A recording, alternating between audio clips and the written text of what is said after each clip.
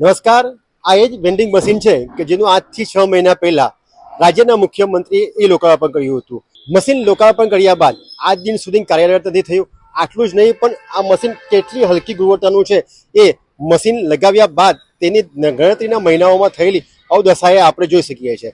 જ્યારે આવી પરિસ્થિતિ ઓલપાડ તાલુકામાં અનેક જગ્યાઓ પર લગાવેલા મશીનોની છે જે હાલની તારીખે પણ કાર્યરત નથી થયા અને સરકારના લાખો રૂપિયાના આ જ રીતે કૌભાંડના નવજીવન ન્યૂઝના માધ્યમથી પર્દાફાશ થયો છે।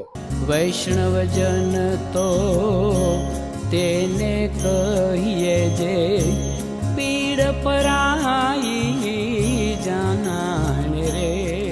નમસ્કાર, નવજીવન ન્યૂઝ સાથે હું છું દિલીપ ચાવડા અને વાત કરવી છે સ્વચ્છ ભારત મિશન અંતર્ગત થયેલ મોટા કૌભાંડની। સરકાર સ્વચ્છતા અભિયાન હેઠળ ગ્રામ્ય કક્ષાએ વિવિધ પ્રકારની કામગીરીઓ કરવા માટે કરોડો રૂપિયાની ગ્રાન્ટ મંજૂર કરતી આવી છે। ત્યારે જ ઓલપાડ તાલુકામાં પણ પ્લાસ્ટિક મુક્ત અભિયાન હેઠળ કરોડો રૂપિયાની ગ્રાન્ટ મંજૂર થઈ હોય અને આ જ યોજના હેઠળ તાલુકામાં સ્વચ્છતા અભિયાન અને પ્લાસ્ટિક મુક્ત અભિયાન હાથ ધરવામાં આવ્યું હતું।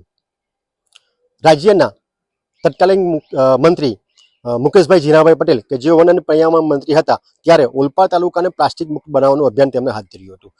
પ્લાસ્ટિક મુક્ત અભિયાન હેઠળ ઓલપાડ તાલુકાની 100થી વધુ ગ્રામ પંચાયતોમાં વેન્ડિંગ મશીન આપવામાં આવ્યા છે। એક વેલ્ડિંગ મશીન અંદાજિત 30,000ની કિંમતનું હોય એવા 100થી વધુ મશીન આપવામાં આવ્યા હોય, જેથી 40 કરોડથી વધુના ખર્ચે તાલુકામાં આવેલા વેલ્ડિંગ મશીનો તમામ ગ્રામ પંચાયતો સહિત જાહેર સ્થળો પર ફિટ કરવામાં આવ્યા છે। જ્યારે વેલ્ડિંગ મશીન હેઠળ આજ દિન સુધી સરકારની ગ્રાન્ટનો ઉપયોગ કર્યા બાદ કોઈ પણ પ્રકારે કામગીરી થઈ નહીં હોય અને ગ્રામ પંચાયતોમાં આપેલા મશીન ધૂળખાટી હાલતમાં હોય, જે બાબતે અમે ઓલપાડ ટાઉનમાં અને વિવિધ ગામોમાં લાગેલા મશીનોની મુલાકાત લેતા મહત્તમ મશીનો બંધ હાલતમાં જોવા મળ્યા હતા। આજનું નહીં પણ ઓલપાડ તાલુકાના માસમા ગામે મુખ્યમંત્રી ભૂપેન્દ્રભાઈ પટેલના હસ્તે લોકાર્પણ થયેલ મશીન પર હાલની તારીખે બંધ હાલતમાં જોવા મળ્યું છે।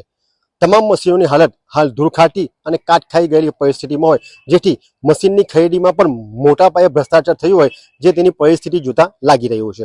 આટલું જ નહીં પણ જ્યારે સરકારની સ્વચ્છ ભારત મિશન અંતર્ગત આવેલી ગ્રાન્ટમાંથી ભ્રષ્ટાચાર થયો હોય અને આ બાબતે અમે સક્ષમ અધિકારીથી તાલુકા વિકાસ અધિકારીનો સંપર્ક કર્યો ત્યારે તેમણે ઓન કેમેરા આ ભ્રષ્ટાચાર બાબતે કોઈ પણ પ્રકારનું પ્રત્યુત્તર આપવા માટે આનાકાની કરી। આટલું જ નહીં પણ તેમણે આ બાબતે ન બોલવાનું કહેતા આ ભ્રષ્ટાચાર બાબતે પણ તેમની ચૂપકીથી ઘણું બધું કહી શકે છે। જ્યારે ઓલપાડ તાલુકાની વાત કરીએ તો ઓલપાડ તાલુકામાં લાગેલ તમામ મશીનો હાલ બંધ હાલતમાં હોય, જેથી સ્વચ્છ ભારત મિશન અંતર્ગત ઓલપાડ તાલુકામાં હાથ ધરેલ પ્લાસ્ટિક મુક્ત અભિયાન એ સદંતર નિષ્ફળ ગયું હોય અને સરકારની કરોડો રૂપિયાની ગ્રાન્ટ આ રીતે વેરફાવવામાં આવી હોય એ સ્પષ્ટ થાય છે। ત્યારે આવા જ વિડીયો જોવા માટે નવજીવન ન્યૂઝ સાથે જોડાયેલા રહો।